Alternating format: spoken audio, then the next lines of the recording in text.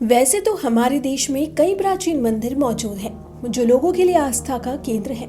साथ ही उनका अपना महत्व और मान्यताएं भी हैं। लेकिन आज हम आपको एक ऐसे मंदिर के बारे में बताने वाले हैं जो न सिर्फ भारत के प्राचीनतम मंदिरों में गिना जाता है, बल्कि हमारी समृद्ध कला, संस्कृति और इतिहास की जीती जागती मिसाल भी है। जी हाँ, हम बात कर रहे हैं दशावतार मंदिर की। उत्तर प्रदेश के देवगढ़ में स्थित ये मंदिर करीब 1500 साल पुराना है। आज के इस वीडियो में हम इसी मंदिर के बारे में आपको बताने वाले हैं।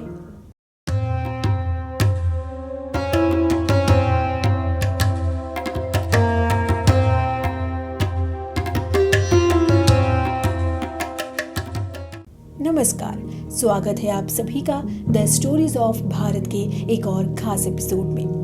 चलिए बिना किसी देरी के आज की इस खास वीडियो को शुरू करते हैं। भारत के इतिहास में एक कालखंड ऐसा भी था जिसे कहा गया स्वर्ण युग। हम बात कर रहे हैं गुप्त साम्राज्य की। 3री से 6ठी शताब्दी तक पूरे भारतीय उपमहाद्वीप में गुप्त वंश का प्रभाव था। ये वो समय था जब विज्ञान, प्रशासन, कला और संस्कृति हर क्षेत्र में भारत ने काफी प्रगति की। और इसी दौर में बना था दशावतार मंदिर। दशावतार मंदिर बेतवा नदी के किनारे एक ऊंची जगह पर स्थित है। ये इलाका उस समय के एक महत्वपूर्ण व्यापारिक और धार्मिक रूट पर था, जो पाटलिपुत्र, उज्जैन, झांसी, इलाहाबाद और बनारस जैसे बड़े शहरों को जोड़ता था। ये मंदिर पत्थर और ईंटों से बना हुआ है और इसकी बनावट देखकर अंदाजा लगाया जा सकता है कि यह उस समय की बहुत खास और पूजनीय जगह रही होगी। लेकिन जैसे जैसे समय बीतता गया और गुप्त साम्राज्य का पतन हुआ, यह मंदिर भी उजड़ता चला गया। करीब 1870 से 71 में कैप्टन चार्ल्स स्ट्रेहन की नजर इस मंदिर पर पड़ी। इसके बाद साल 1875 में सर अलेक्जेंडर कनिंघम, जो भारतीय पुरातत्व सर्वेक्षण के जनक माने जाते हैं, यहाँ पहुंचे। उन्हें यहाँ गुप्तकाल के शिलालेख मिले, लेकिन मंदिर का नाम अज्ञात था, इसीलिए उन्होंने इसे गुप्त मंदिर नाम दिया। फिर साल 1899 में जब पुरातत्वविद पीसी मुखर्जी ने इस मंदिर का गहराई से अध्ययन किया, तो उन्होंने यहाँ भगवान विष्णु की छवियां देखी और स्थानीय किंवदंतियों के आधार पर इस मंदिर को नाम दिया दशावतार, यानी विष्णु के 10 अवतार। हालांकि आज इनमें भगवान के सभी 10 अवतार की मूर्तियां नहीं दिखती, लेकिन खुदाई में राम, कृष्ण, नरसिंह और वामन की मूर्तियां जरूर मिली हैं। ये मंदिर पंचायतन शैली का एक अच्छा उदाहरण है। मतलब एक मुख्य मंदिर के चारों ओर 4 छोटे मंदिर हैं। यह उत्तर भारत में इस शैली का सबसे प्राचीन उदाहरण माना जाता है। इस मंदिर की सबसे बड़ी खासियत है इसकी अद्भुत मूर्तिकला। मंदिर में कुल 100 से ज्यादा मूर्तियां हैं, जिसमें देवी देवताओं से लेकर आम लोगों की जिंदगी तक की झलक देखने को मिलती है।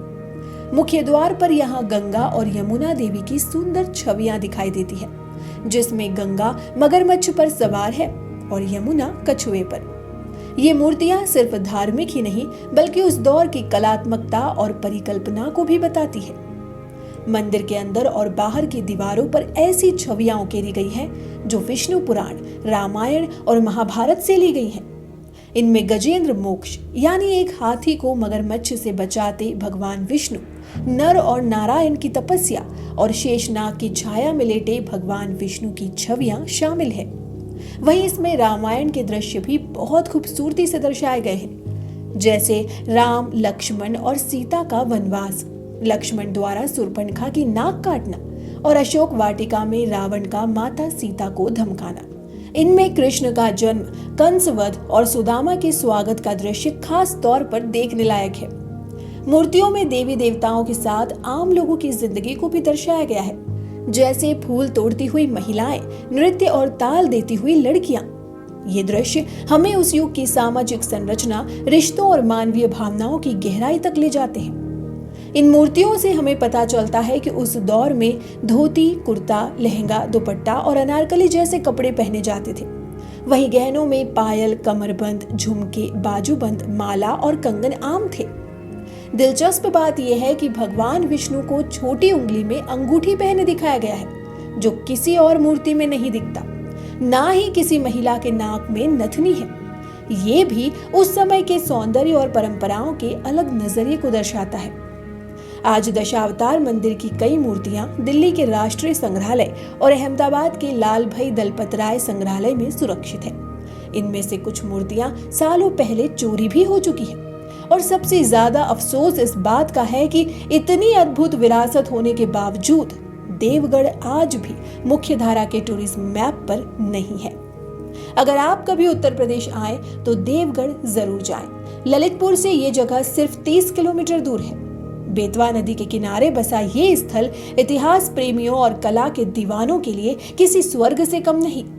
तो दोस्तों, अगर आपको ये वीडियो पसंद आया हो तो इसे लाइक करें, शेयर करें और हमारे चैनल को सब्सक्राइब करना ना भूलें। धन्यवाद।